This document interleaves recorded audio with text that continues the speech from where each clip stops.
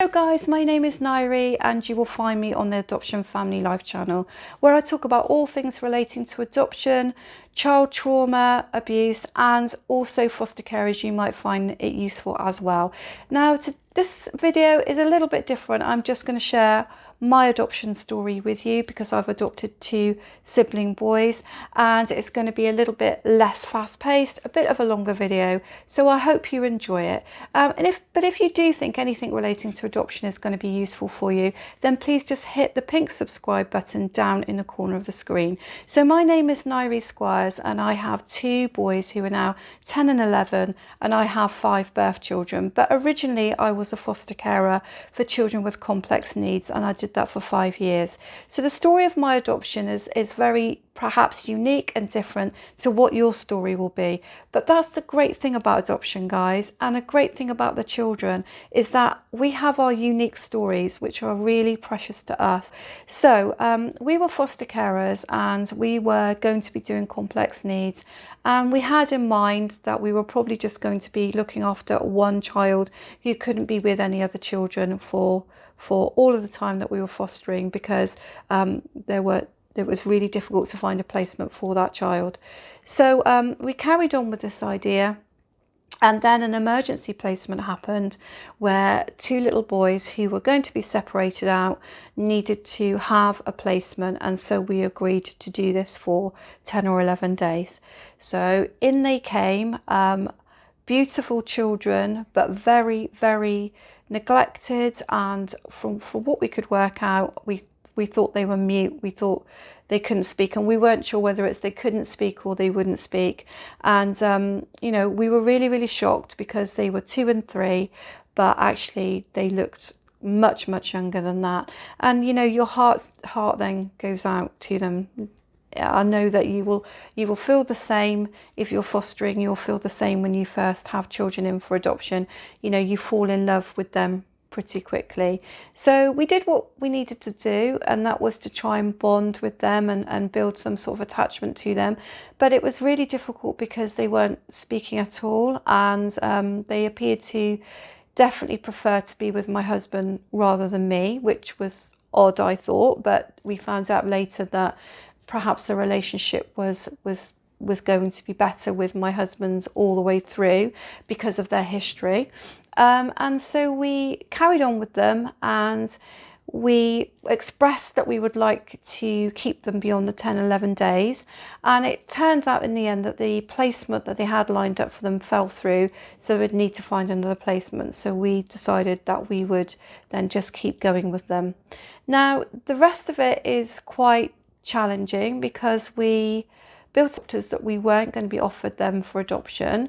I think that we were asked a couple of times, but at the time we had another placement, and we just couldn't really see how we were going to manage it long term because all 3 were complex and they were difficult, and they all needed a huge amount of time and attention.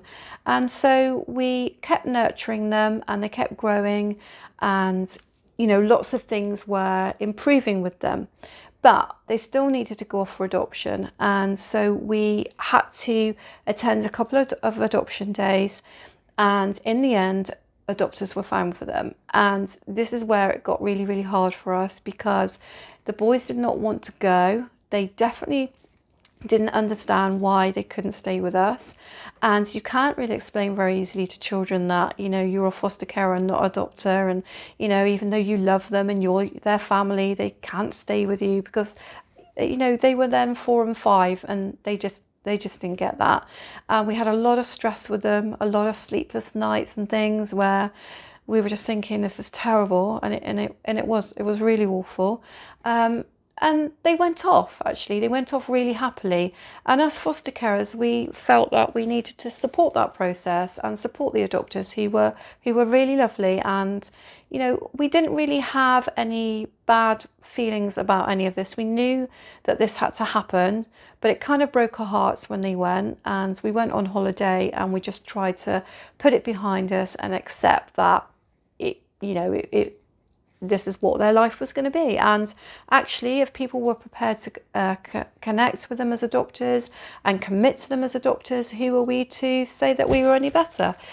So that's what happened, and off they went. And we then had 3 placements in, which was lovely, because it took our minds off of things. So we had an older placement and a sibling group come in, and that was that. So we didn't really hear anything from the adopters for a while, and then it must have been through me just messaging, checking how they were doing. And then it came back that actually they weren't doing very well, and that the placement had all pretty much broken down, and that it was beyond repair. And this was 3 months into the placement. So we were really, really shocked about it, although we knew that one of the boys was particularly challenging, and we did think that he would really push all the buttons and make it really, really hard for the adopters. But the problem was we had 3 placements, and really, you can't have any more than 4 anyway. So we needed to have a special exemption if we were going to have them back. And there was lots of thinking around the fact that we had 3 placements that needed us, and they did. And the sibling group that would come in had been moved around a couple of times, so it wasn't ideal for them to be moved again, so that couldn't happen. And there was a lot of talk around the fact that the 3 children that we already had needed us, and it might be better for the boys to be separated out because the behaviour was really rock bottom, particularly with the one that I'm saying was presenting more challenges perhaps. And so we didn't really know what to do, because we loved those boys. We'd begin to build a real bond with them. I wouldn't say we were at the stage that we're at now, sort of however many years later, 4 5 years on again, where I can honestly say that I feel like they are completely equal with my birth children in terms of how much I love them. But we were really growing more deeply in love with them, and we just couldn't imagine allowing them to go off to another placement when their adoption had just broken down and to be separated out. Kind of thinking about how we could get the boys back and whether it was the right thing to get the boys back. And so we messaged a few people, and the consensus of opinion was it might not be best for the boys. It certainly possibly wouldn't be best for the placements that we had, and so they were going to have to move on. But we just couldn't live with that. Sometimes you just know something's right, and that's what I'd say to any of you who are waiting for adoption. Sometimes you know that children need to be with you, and it's really hard to explain how you know that.